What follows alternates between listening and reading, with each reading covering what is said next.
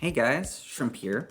I have to lament that my bear video has been postponed for a week because, like a crow that has just spotted something shiny, I have been distracted. You see, a bunch of people on my Imshanks video mentioned I got things wrong in the last section on duping. One particularly passionate commenter pointed out that Imshanks might have been an import. However, the reasoning that they give didn't convince me. I mean, it doesn't make sense that just because unperb Imshanks exist, it means for sure that they were imported. However, a different commenter today, whose name is Alex and I will give full credit for, has given this explanation, and I think that makes a lot of sense. Of course, I will need to check this because I'm not sure how level requirement was calculated back then, but congratulations and thank you very much for your contribution. Now, as I've actually said in the video, I never actually duped myself, and I was relying on the vague recollections of a friend for that section, so I was bound to get something wrong, and I apologize, that was my fault. So it turns out the duping method that I talked about there was not done exactly the way that I said it, and would not have been the duping method of choice during the time that Imshanks was duped for the first time. More importantly though, I seem to have misunderstood what Rust Storm was. Now the only thing I can tell for sure about Rust Storm is that it was an anti-hack measure brought in patch 1.10. Other than that, the details are a bit murky and I'm still trying to research that out, so please just give me a sec, we'll get there in a future video, but for now just know that the original explanation from the last video was not correct. So I didn't know a lot about duping, and I think most people would have just left it at that. But I was really curious about this, so I did do some more research. And holy crap, is this a rabbit hole. Now originally when I started this video, I wanted to make something about old dupe methods, which I thought would be very simple and easy and quick. But boy was I not ready for this. There was no way I was gonna fit all of that into a single video. So yet again, I will start a new series that I may never actually finish, but I really want to share some of this stuff with you because it's absolutely fascinating. Now, the history of cheating in this game is extremely vast and mostly undocumented. However, after countless hours of digging, I was able to find and eventually understand a small fraction of it. Today I want to share some of what I've learned with you, but it's not going to be about duping. No, not yet. The first video will be exclusively about ith items and how they were created. Now, if you don't know what ith items are, Cooley has already made a video about what they are, but in case you don't know, in short, they are rune words that had their runes stripped out of them but retained the rune word flag and the rune magic affixes. This allowed you to make super godly items like these. Because the runes were actually linked to the display name of the rune word, removing them resulted in the game failing the lookup from the table that contained the rune word names and defaulting to ith. Now, Cooley's video does go over all of this and probably better than I could, but what it actually glosses over is how these items were actually made. And I sort of understand why. It's quite technical and requires a bit of background to explain. But I actually think that's the most interesting part, don't you? How did those hacker wizards actually do this?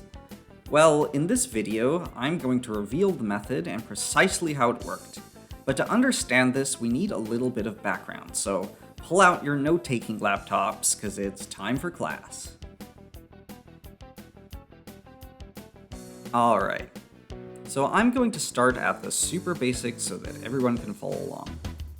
Battle.net uses what's called an authoritative server model to run its games. This describes a system architecture where a central server acts as the absolute source of truth in our game. It validates and enforces all the state changes. Whenever a monster dies, that's a state change. Whenever you move from A to B, that's a state change, and so on. Now, the game running on your computer is called the client application, and it really just serves as a visual interface for you, the human, to talk to the Diablo 2 game server, or D2GS for short. Every time you do something in the game, you send a request to the server. I would like to walk to these coordinates, for example. The request looks something like this. These first two digits are the header, containing a message ID. This tells the server both what kind of request you are making and what the formatting of the rest of the request is going to look like. The next part of the sequence is called the payload. This contains all the data related to the actual request. In our example here, this is a walk request, and this payload contains a set of X and Y coordinates. All of this information together is put into what's called a packet. This is what gets actually sent to the Diablo 2 game server when you click that button to move. But what happens next? Well, for some requests, like walking, your game client doesn't actually wait for the server to respond. Diablo 2 uses what's called a client predictive movement system.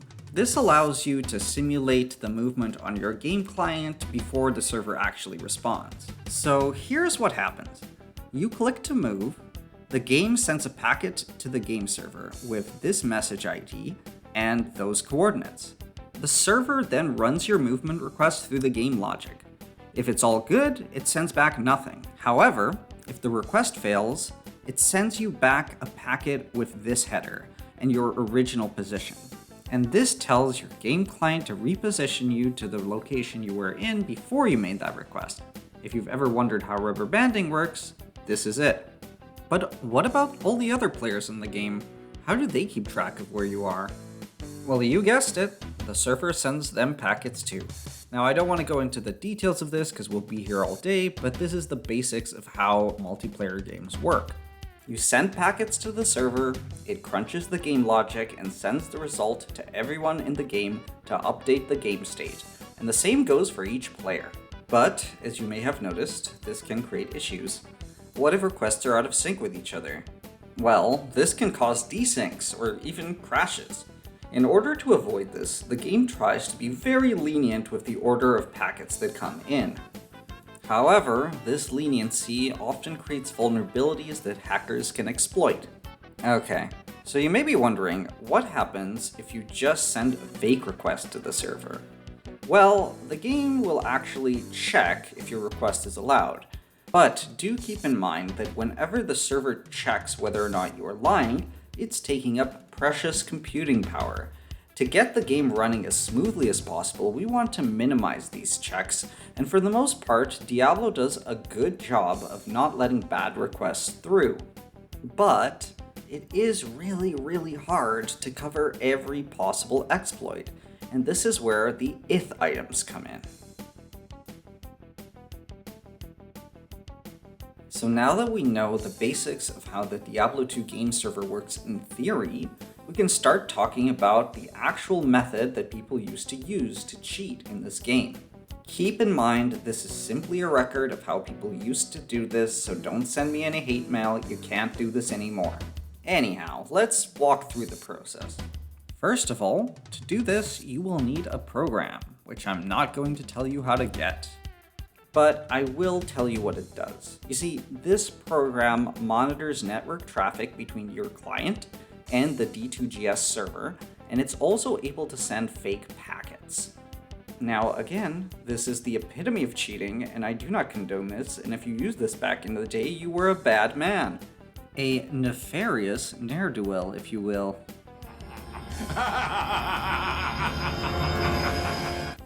Okay, back to the process.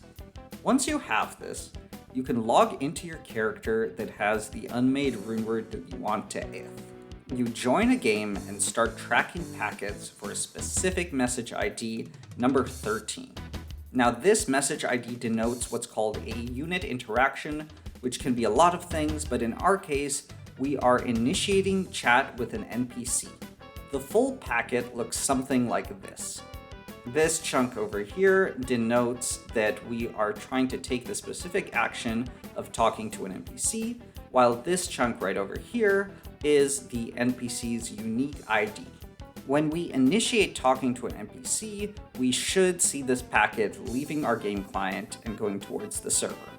So why are we doing this? Well, unfortunately, the post outlining this method doesn't actually mention it explicitly.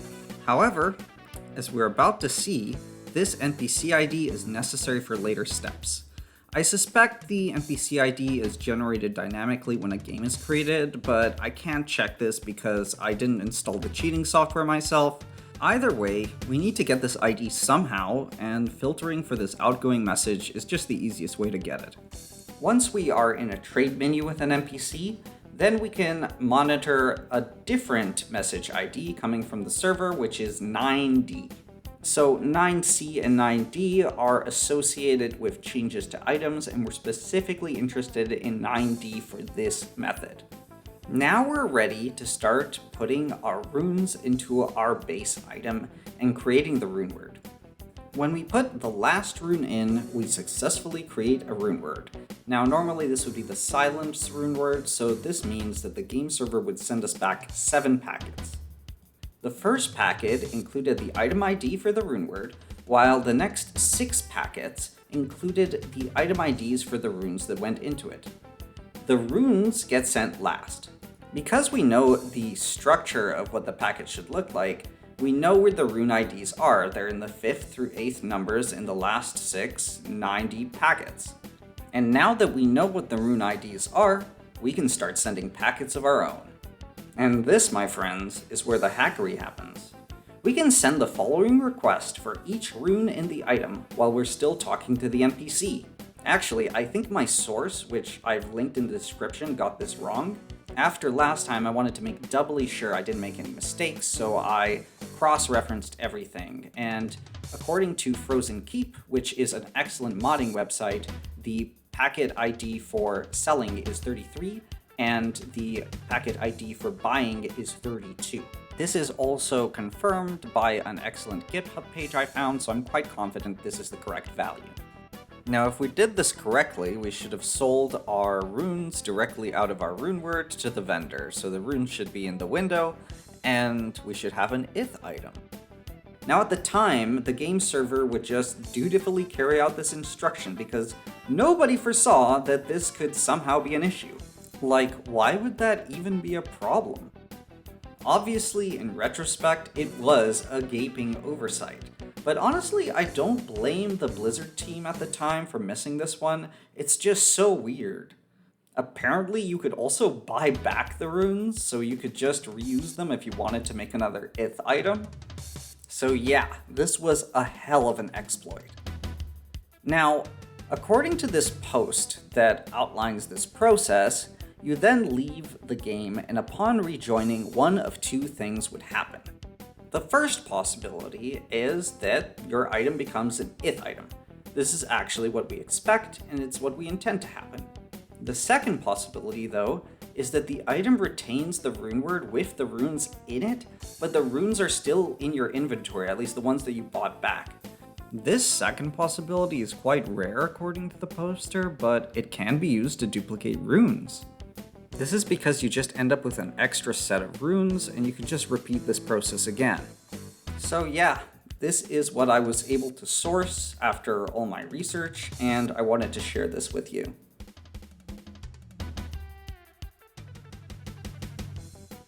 Now, of course, I can't actually replicate this for multiple reasons, and I'm sure some Hacksaw Supreme in the comments is gonna actually me here. Of course, I don't want to spread misinformation, so if I did get something wrong, please leave me a comment, but do make some sort of citation, or at least some explanation of what I got wrong. Comments like these are absolutely useless. This is not an argument. My dad can beat up your dad too, but I need at least a complete explanation and reasoning before I can give an adequate correction. So please keep that in mind, everybody. Anyhow, I hope this video was at least interesting for some people. I know it's a super niche and technical explanation of a hack that hasn't been a thing for like 20 years, but hey, it was interesting to me and I wanted to learn more and I wanted to share it with you guys. I still want to learn more too, so I can't wait to hear what you guys have to say about this video and what I might have missed, maybe some interesting facts.